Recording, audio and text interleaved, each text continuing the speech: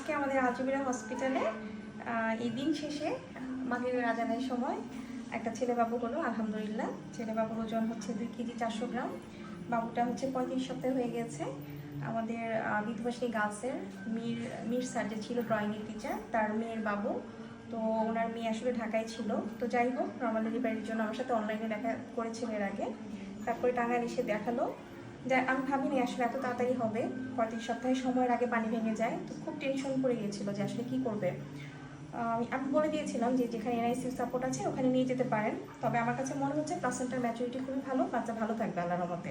কারণ normal delivery হলে দেখা যায় সময়ের আগে যদি হয়ে যায় তারপরেও ভালো থাকে। দেখেন বাবু আমার কথা শুনতে পাচ্ছে, দেখেন তাকিয়ে আছে। তো যাই হোক, বাচ্চার প্লাসেন্টার ম্যাচুরিটি ভালো ছিল। ওয়েট একটু কম, কিন্তু একদমই 2.5 কেজির কিন্তু কাছাকাছি। একদম লো বার্থ ওয়েট বলা চলে না। তো যাই হোক, বাচ্চা সুস্থ আছে, বাচ্চার মাও ভালো আছে। পানি ভেঙে গেলে আসলে সিজার করতে হয় না, এটা বারবার বলেছি। আর আমার হসপিটালে এখানে বারবারই হচ্ছে যে পানি ভেঙে গিয়েও নর্মাল ডেলিভারি হচ্ছে, এবং এইটার পরিমাণ কিন্তু অনেক বেশি। পানি ভাঙার পরে সিজার লেগেছে খুবই কম আমাদের সংখ্যায়।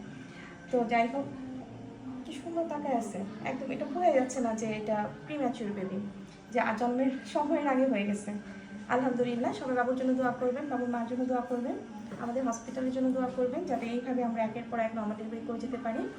আর যে যেখানে আছেন সেখান থেকে নর্মাল ডেলিভারি চেষ্টা করে যাবেন। ভালো থাকবেন, সুস্থ থাকবেন। আল্লাহ হাফেজ। আসসালামু আলাইকুম।